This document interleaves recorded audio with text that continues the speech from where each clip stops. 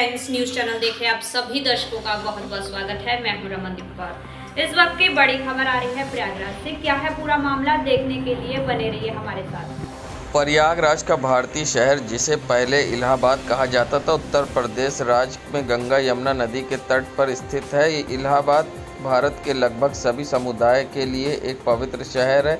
हिंदुओं के लिए अग्निगिनत मंदिर, त्रिवेणी संगम और यहाँ स्थित अक्षयवट आस्था और देवत्व के स्रोत के रूप में काम करते हैं। यहाँ खुसरू बाग जैसे मकबरे और कई मस्जिदें भी हैं। शहर विभिन्न कारणों की वजह से बेहद मशहूर है। इनमें से एक है यहाँ की 3 नदियाँ गंगा, यमुना और सरस्वती। कुंभ मेले से लेकर इलाहाबाद किले तक, ऐतिहासिक चमत्कारों से इलाहाबाद शानदार वास्तुकला तक, इलाहाबाद में घूमने के लिए बहुत सारी जगह हैं जो आपको अपनी ओर आकर्षित ज़रूर कर लेंगी। चलिए आपको फिर यहाँ की कुछ मशहूर जगहों के बारे में बताते हैं। जैसे प्रयागराज का त्रिवेणी संगम। हिंदू धर्म में 3 सबसे महत्वपूर्ण नदियों का मिलन त्रिवेणी संगम प्रयागराज के स्थित एक पवित्र स्थान है। ये प्रयागराज में घूमने के लिए सबसे लोकप्रिय और पवित्र स्थानों में से एक है और अक्सर धर्म कुछ सबसे महत्वपूर्ण मेले और त्यौहार की मेज़बान करता है। संगम में गंगा, यमुना और सरस्वती नदियों मिलती हैं। इस क्षेत्र में लोकप्रियता के कारण प्रयागराज पूरे मशहूर शहर, कभी कभी संगम भी कहा जाता है। हर 12 साल में इस स्थान पर कुंभ मेला नामक एक अविश्वसनीय रूप से शुभ त्यौहार आयोजित किया जाता है, जबकि 6 साल में अर्थ कुंभ का आयोजन किया जाता है। इन दिनों त्यौहार पर पर्यटकों और स्थानीय लोगों की भारी भीड़ देखी जाती है। जहां नदियां मिलती हैं वहां हिंदू डुबकी लगाते हैं। ऐसा माना जाता है कि पवित्र जल को छूने से सभी जन्मों का पाप धुल जाते हैं। यदि आप गंगा और यमुना में बहते पानी में बोटिंग करते हैं तो आप 2 नदियों के पानी के रंगों में अंतर देख सकते हैं। वहीं प्रयागराज का दूसरा खुसरू बाग लूकरगंज में स्थित है। खुसरू बाग इलाहाबाद के सबसे लोकप्रिय पर्यटन स्थलों में से एक है। खुसरू बाग की संरचना में आप मुगल वास्तुकला को देख सकते हैं। खुसरू बाग में 3 शानदार ढंग के डिज़ाइन किए गए हैं। बलुआ पत्थर के मकबरे जो शाह बेगम, खुसरू मिर्ज़ा और निसार बेगम सहित मुगल राजघरानों को श्रद्धांजलि देते हैं। ये सभी अकबर के बेटे जहांगीर से संबंधित थे। ये बाग अमरूद के पेड़ों और गुलाब के एक विस्तृत सुंदर बगीचों से सजा हुआ है। ये प्रयागराज में घूमने के लिए सबसे खूबसूरत जगहों में से एक। तीसरा, प्रयागराज का आनंद भवन। 1930 के दशक में मूल स्वराज भवन, जो आज एक प्रसिद्ध इलाहाबाद पर्यटन स्थल जो भारतीय राष्ट्रीय कांग्रेस के मुख्यालय में बदल दिया गया था। नतीजतन मोतीलाल नेहरू को अपने और अपने परिवार के रहने के लिए एक और हवेली खरीदनी पड़ी और इसे आनंद भवन कहा जाता है। आज ये ऐतिहासिक गृह संग्रहालय, इसमें जवाहर तारामंडल भी है। यूरोपीय फर्नीचर और कुछ चीन के सामानों को मोतीलाल नेहरू ने इस हवेली को सजाने के लिए इसे मूल स्वराज भवन की प्रतिकृति देने के लिए मंगवाए थे। 1970 में जवाहरलाल नेहरू की बेटी इंदिरा गांधी द्वारा हवेली को भारत सरकार को दान कर दिया गया था। तभी से इसे रखरखाव की जिम्मेदारी सरकार पर है। 1583 में निर्मित वास्तुकला का यह खूबसूरत नमूना पर्यटकों को शहर के समृद्ध इतिहास की याद दिलाने के लिए प्रयागराज के त्रिवेणी संगम पर मौजूद कहा जाता है। प्रसिद्ध मुगल सम्राट अकबर इलाहाबाद की आभा से बहुत प्रभावित हुआ था। नतीजतन उन्होंने इस क्षेत्र में एक भव्य किले का निर्माण करने का फैसला किया। ये किला क्षेत्र के हिंदुओं के लिए एक पवित्र वृक्ष अक्षयवट को कवर करने के लिए बनाया गया था। भारतीय पुरातत्व सर्वेक्षण ने इस इलाहाबाद के किले को राष्ट्रीय महत्व के स्मारक के रूप में वर्गीकृत किया है और पर्यटकों के लिए इसके अंदरूनी हिस्से का रखरखाव करता है। किले के कुछ हिस्सों में शिलालेखों के साथ बाहरी भाग में मुगल वास्तुकला को देख सकते हैं। ये प्रयागराज में घूमने के लिए सबसे अच्छी जगहों में से एक है। प्रयागराज का जवाहर तारामंडल आनंद भवन के बगल में स्थित है और 1979 में निर्मित जवाहर तारामंडल विज्ञान और इतिहास का सही संगम है। हर साल जवाहर नेहरू मेमोरियल लेक्चर नामक एक भव्य कार्यक्रम भी तारामंडल में आयोजित किया जाता है और ये मेहमानों के लिए और मंडल और अंतरिक्ष से जुड़े कई शो भी आयोजित करता है। इलाहाबाद में रहते हुए कुछ समय तारामंडल के अवश्य बिताएं। ग्रहों की चाल के बारे में जानने के लिए आप यहाँ किसी भी शो में भाग ले सकें। गुप्त युग का एक महत्वपूर्ण अवशेष इलाहाबाद स्तंभ मौर्य सम्राट अशोक द्वारा स्थापित कई स्तंभों में से एक है। बलुए पत्थर से निर्मित इस संरचना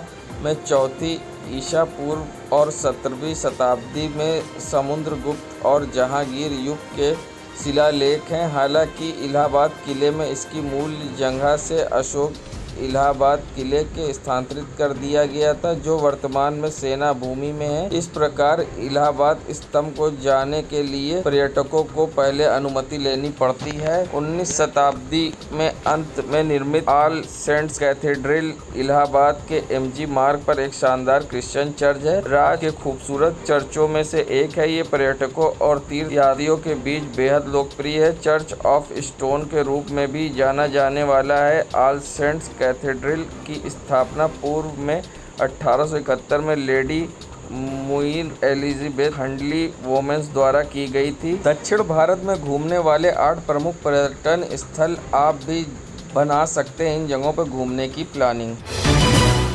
संगम नगरी प्रयागराज। अफगानिस्तान में फंसे भारतीयों की सकुशल वापसी के लिए दुआ की गई। प्रयागराज में आज बहादुरगंज में जुमा की नमाज के बाद अफगानिस्तान में फंसे भारतीयों की सलामती के लिए दुआ मांगी गई। आज जुमे की नमाज के बाद नमाजियों ने अफगानिस्तान में फंसे भारतीयों के लिए दुआ किया। कांग्रेस नेता इरशादुल्लाह ने कहा कि अफगानिस्तान में फंसे हुए भारतीय सकुशल भारत वापस हो, इसके लिए अल्लाह की बारगाह में हाथ उठाकर सलामती के लिए दुआ मांगा है। एयरपोर्ट पर बम ब्लास्ट होने से वहां फंसे भारतीयों के सामने मुसीबत का सामना करना पड़ रहा है। एयरपोर्ट पर खाने पीने की बहुत दिक्कतें हैं। पूरी दुनिया के लोग इस समय अफगानिस्तान में फंसे हुए हैं, उनकी सलामती के लिए दुआ हुई है। दुआ में शरीक हुए लोगों में इरशादुल्लाह, फैज़ अहमद, सलमान खान, मोहम्मद फैसल, मोहम्मद रिजवान, आमिर खान, प्रिंस अली, मोहम्मद उस्मान आदि लोग मौजूद रहे।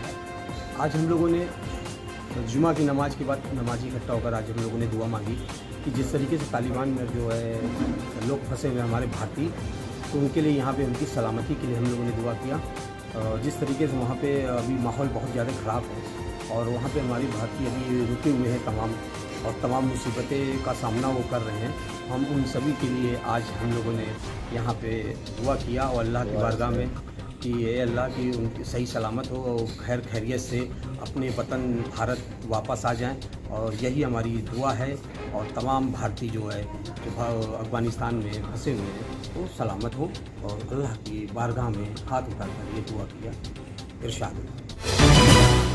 संगम नगरी प्रयागराज जन्माष्टमी का पर्व नज़दीक आते ही बाल गोपाल के पोशाक व गहनों की खरीदारी राधा की शुरू हो गई है। बाजार में सजी दुकानों में लोग पहुंचने लगे हैं कि जन्माष्टमी को लेकर बाजार काफी चहल पहल भी दिखाई दे रही है। वहीं कान्हा के प्रसाद की फोटो, झूला लेकर अन्य सामग्री खरीदने के लिए प्रयागराज स्थित लोग बाजार में भीड़ लगी। कोविड संक्रमण कम होने की वजह से इस बार लोग बाजार में जाकर पूजा पाठ व त्योहार का अन्य सामान खरीद की जोरों से कर रहे हैं। इधर भी अभी तक कोई कोरोना पूरी तरह से खत्म नहीं हुआ है, लिहाजा बाजार में दुकानदारों ने खरीदारों के लिए खास प्रबंध भी लगा रखे हैं। पूजा पाठ की मूर्तियां तक खरीदने दुकानदारों को ये निर्देश जारी किया है कि बिना अपने हाथों को सैनिटाइज किए हुए दुकान का कोई सामान नहीं छू सकते हैं। दुकानदारों का कहना है इसे कोविड संक्रमण के खतरे को देखते हुए एहतियातन ये कदम उठाया जा रहा है और लोगों को आने वाले पहले हाथ सैनिटाइज कराया जाता है और 2 गज की दूरी का पालन कराते हुए सामान दिखाया जाता है। वहीं लोगों में इसको लेकर खुशी भी दिखाई दी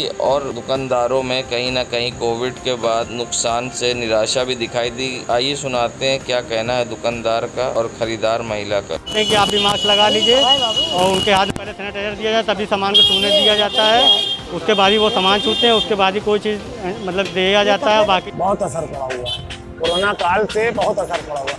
जो उस वक्त हमारी लोगों की दुकानदारी हम लोग लेने देने नहीं पड़ता था, आज वो कर लिया, आराम से बेच रहे हैं, आराम से बात कर रहे हैं, आराम से ले रहे हैं।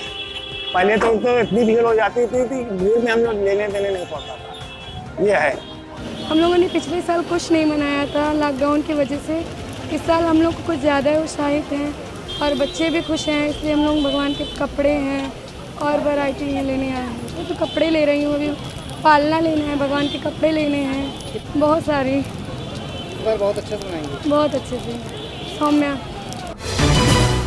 संगम नगरी प्रयागराज के चौक लोकनाथ का नज़ारा आप देख सकते हैं, जहां सरकार द्वारा जर्जर हालात में इमारतों को चिन्हित किया गया था और बरसात से पहले इस पे कार्य होना था, मगर आप देख सकते हैं लोकनाथ चौराहे पर किनारे साइड ये बहुत बड़ी बिल्डिंग है जो अपनी जर्जर हालात में है और इस पर घास पेड़ भी उगाए हैं। और सबसे बड़ी बात, इस बिल्डिंग में कम से कम कई दुकानें हैं और कम से कम इसमें 100 के आसपास दुकानें होंगी, मगर यहाँ पर अभी तक कुछ ख्याल नहीं किया गया है और ये बिल्डिंग खस्ता हाल में। जल्दी इस पर भी ध्यान देना होगा, किसी समय भी बड़ी दुर्घटना को दावत दे रही है। ये बिल्डिंग जर्जर हालात में है और यहाँ पर दुकानदार, इसमें काफ़ी मार्केट भी बनी हुई है और काफ़ी दुकानें भी हैं। जल्द ही प्रशासन की तरफ से इस बिल्डिंग का निरीक्षण कराना चाहिए, क्योंकि आप देख सकते हैं इसमें किस तरह से घास पेड़ उगाए हैं और बिल्डिंग जर्जर हालात में।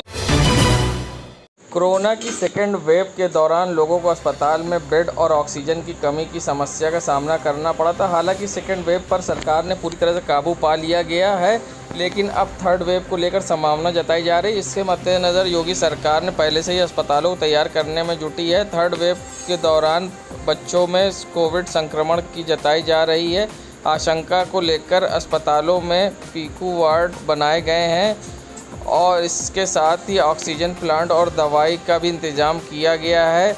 सरकार की ओर से थर्ड वेव को चुनौती से निपटने के लिए अस्पताल में कई तैयारी को परखने के लिए पूरे प्रदेश में मॉक ड्रिल भी कराया जा रहा है। संगम नगरी प्रयागराज के Motilal Nehru medical college, SRN अस्पताल और तेज बहादुर सप्रू बेली हॉस्पिटल समेत 6 अस्पतालों में शुक्रवार को मॉक ड्रिल कराई गई। यूपी सरकार द्वारा WHO और CMO की ओर से भेजी गई विशेष टीम ने अस्पताल में मॉक ड्रिल कर तैयारी को परखना, इसमें डमी मरीजों का उपकरणों का प्रयोग करके ये समझाने की कोशिश की गई, ज़रूरत पड़ने पर वे ठीक से काम करेंगे या नहीं। इसके साथ ही बच्चे के लिए खास तौर से बनाए गए तैयार किए गए पीकू व नीकू वार्डों में ड्यूटी करने वाले मेडिकल स्टाफ की ट्रेनिंग के बारे में जानकारी ली गई। वे WHO और CMO द्वारा नामित अफसर की टीम के साथ सबसे पहले मोतीलाल नेहरू मेडिकल कॉलेज द्वारा संचालित SRN अस्पताल पहुंचे। टीम ने यहां तकरीबन 3 घंटे तक तैयारियों को परखने के टीम सदस्य के एक वार्ड में गए, तमाम उपकरणों को रन कराकर देखा। मेडिकल स्टाफ ने उनकी तैयारी और ट्रेनिंग के बारे में जानकारी ली। डमी मरीजों पर मॉक ड्रिल कराए। किस तरीके की मॉनिटरिंग की जा रही है, क्या देखा जा रहा है और थर्ड वेव को लेकर क्या तैयारी है SRN अस्पताल में, क्योंकि कहा जा रहा था कि बच्चों में जो है इसका बड़ा खतरा है। बच्चों को लेकर पीकू वार्ड तो क्या क्या तैयारियाँ हैं यहाँ? पीडियाट्रिक कोविड फैसिलिटी, हाँ, पीडियाट्रिक कोविड फैसिलिटी को का निरीक्षण करने के लिए आज एक टीम आई हुई है, जिसमें WHO के एक मेंबर WHO से आए हुए हैं, CMO ने भेजे हैं, शासन से आए हुए हैं, DGME ऑफिस से। वो यहाँ इंस्पेक्ट कर रहे हैं, मॉक ड्रिल करा रहे हैं यहाँ पर, ठीक है, और सारी सुविधाओं को देख रहे हैं। और हमारी कोविड फैसिलिटी का डिवीज़न इस प्रकार से है कि 100 बेड हैं यहाँ और 100 बेड में से 20 बेड वेंटिलेटर वाले हैं और 30 बेड HDU के हैं और 50 बेड आइसोलेशन के हैं। जो वेंटिलेटर वाले बेड हैं उन पर 200 बेड पे वेंटिलेटर लगा दिए गए हैं और जो HDU के बेड हैं उन पर 5 बेड पे HFNC मशीन, 5 बेड पर बाईपैप, 5 बेड पर CPAP लगाए गए हैं। बाकी बेड पर रिजर्वायर मास्क, ठीक है। 50 बेड उसके हैं आइसोलेशन के हैं। हर बेड पर ऑक्सीजन मॉनिटर लगा हुआ है और रिजर्वायर मास्क और फ्लेक्सी मास्क और नेजल कैनुला से ऑक्सीजन उन पर दी जाएगी और उपचार की समस्त सुविधाएं यहाँ पर मौजूद हैं। हाँ, digital X ray machine, ECG, colour Doppler, ठीक है, सारे ड्रग्स, ये सब अवेलेबल हैं यहाँ पर।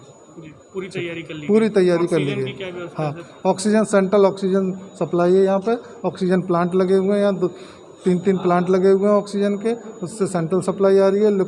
लिक्विड मेडिकल ऑक्सीजन भी यहाँ पर सप्लाई की जा रही है, ठीक है। हर बेड पर सेंट्रल ऑक्सीजन सप्लाई है। मॉक ड्रिल में किस तरह देखा गया है कि यहाँ पर व्यवस्थाएं दुरुस्त हैं? हाँ, मॉक ड्रिल में डमी पेशेंट बनाकर बाईपैप चलवा के देखा गया है, HFNC मशीन चलवा के, वेंटिलेटर चलवा के देखा गया है कैसे वो काम कर रहे हैं, फंक्शन कर रहे हैं कि नहीं, ये सारी चीज़ देखी गई है। सब दुरुस्त मिली है? हाँ, सब दुरुस्त मिली है। परिचय बता दीजिए अपना। मैं doctor Mukeshveer Singh, HOD paediatrics, Motilal Nehru medical college. ठीक। संगम नगरी प्रयागराज के अब शहर दक्षिणी क्षेत्र के ग्लोबल हेल्थ केयर में फीता काट कर मंत्री नंद गोपाल गुप्ता नंदी ने उद्घाटन किया और साथ ही शुभकामनाएं भी दी। बता दें, मंत्री नंदी आज शहर में कई कार्य योजना का उद्घाटन भी कर रहे हैं और साथ ही मंत्री नंदी ने हॉस्पिटल का भी उद्घाटन किया है और मंत्री नंदी का लोगों ने हार पहनाकर स्वागत किया और बड़ी सी माला पहनाकर मेयर अभिलाषा मंत्री नंदी का भी स्वागत किया। इस मौके पर हॉस्पिटल के डायरेक्टर आसिफ अनवर भी मौजूद रहे और हॉस्पिटल के स्टाफ भी थे। वहीं आसिफ अनवर और उनके परिजनों ने मंत्री नंदी को शॉल पहना के सम्मानित किया और मेयर अभिलाषा नंदी गुप्ता को भी शॉल पहनाकर सम्मानित किया गया। संगम नगरी प्रयागराज, जहां कोरोना की तीसरी लहर का और गंदगी से संक्रमण का खतरा सर पर मंडरा रहा है, तो वहीं अब लोग सोशल मीडिया पर वीडियो वायरल करके मदद की गुहार लगाई है। बता दें, मीरापुर ललिता देवी मंदिर के पास विगत कई दिनों से दूषित पानी आ रहा है, जिसके कारण लोगों में रोष व्याप्त है। नल से निकल रहे दूषित पानी की वजह से स्थानीय निवासी पेयजल के लिए भटक रहे हैं। लोगों ने कई बार नगर निगम के अधिकारियों और जल निगम के अधिकारियों से शिकायत भी की, परंतु आज तक इसका कोई हल नहीं निकला और वहीं अब लोग इसको लेकर परेशान हैं और सोशल मीडिया पर वीडियो वायरल करके मदद की गुहार लगाई है। ये देखिए, मीरापुर ललिता देवी मंदिर के पीछे काली जी मंदिर की गली में ये आज विगत 20 दिनों से पानी आ रहा है। जब संस्थान में इतने बार शिकायत करने के बाद भी अभी तक कोई सुनवाई नहीं हुई। देखिए, लाओ दिखाओ, ये पानी है। अब बताइए, आदमी टैक्स देता है पानी के लिए, सरकार क्या कर रही है, कर्मचारी क्या कर रहे हैं सरकारी? इस पे कृपया ध्यान दें और जल्दी से कार्रवाई करवाएं।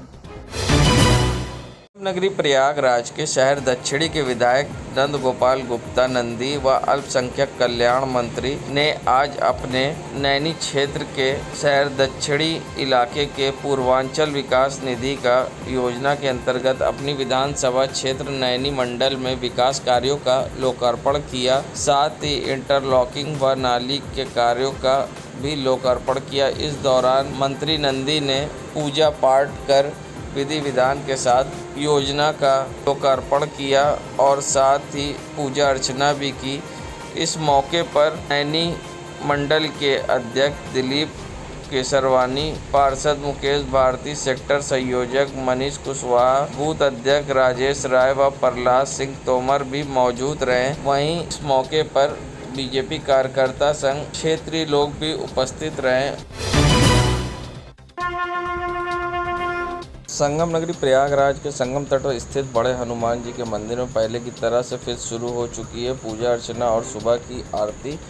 जहां बाढ़ का पानी कम होने के बाद गंगा लौट चुकी हैं, जहां संगम तट पर स्थित लेटे हनुमान जी मंदिर में साफ सफाई का कार्य भी हो चुका है। काफ़ी दिन से खतरे के निशान के ऊपर बह रही गंगा यमुना में बाढ़ आने का पूरा मंदिर डूब गया था, जिसके चलते मुख्य मंदिर में दर्शन पूजन कार्य बंद कर हनुमान जी के विग्रह को श्री राम जानकी मंदिर में स्थापित कर पूजा आरती के साथ नियमित रूप से भोग लगाया जा रहा था। गंगा का जल स्तर कम होने के बाद मंदिर परिसर खाली हो गया, जिसके बाद पूरे मंदिर की साफ सफाई कार्य भी संपन्न हो चुका है। वे फिर मंदिर में दर्शन पूजन के लिए श्रद्धालुओं की भारी भीड़ उमड़ रही है और पहले की तरह अब हर दिन रोज़ की तरह भव्य आरती होने लगी है, जिसका नज़ारा हम आपको दिखा रहे हैं।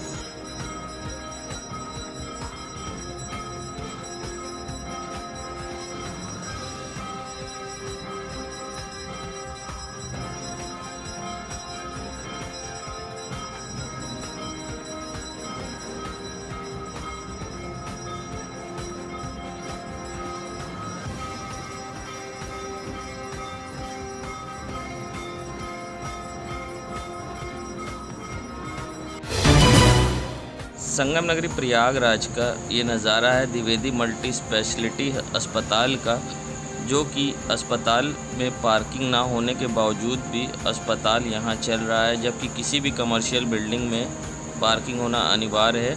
और आप देख सकते हैं अस्पताल के बाहर सड़कों पर ये खड़ी लंबी गाड़ियों की कतार। जब हमने यहाँ के गार्ड से बात करी तो उसने कहा गाड़ी की पार्किंग बाहर है, अंदर हॉस्पिटल के नहीं है। और जब हॉस्पिटल के अंदर पार्किंग नहीं है तो किस तरह से ये हॉस्पिटल का मानचित्र स्वीकृत हुआ है। लोगों की माने तो ये बीजेपी के विधायक के रिश्तेदार का हॉस्पिटल बताया जाता है। अब हकीकत क्या है ये तो जांच का विषय है, मगर पीडीए ने इस तरह के हॉस्पिटल को मानचित्र कैसे स्वीकृत करा जब यहाँ पार्किंग नहीं है, ये हम नहीं यहाँ के गार्ड बता रहे हैं। और आप देख सकते हैं गाड़ियाँ सड़क पर खड़ी हैं। ये नज़ारा है सिविल लाइन के ट्रैफिक चौराहे का, जहाँ पर ये हॉस्पिटल है और हॉस्पिटल में पार्किंग भी नहीं है। गेट हॉस्पिटल के अंदर पार्किंग नहीं है ना, सब बाहर पार्किंग है, हॉस्पिटल के अंदर नहीं होती है। कौन सा हॉस्पिटल है, क्या है नाम बताइए आप। देश दुनिया की खबरों के लिए world media times news channel को सब्सक्राइब करें।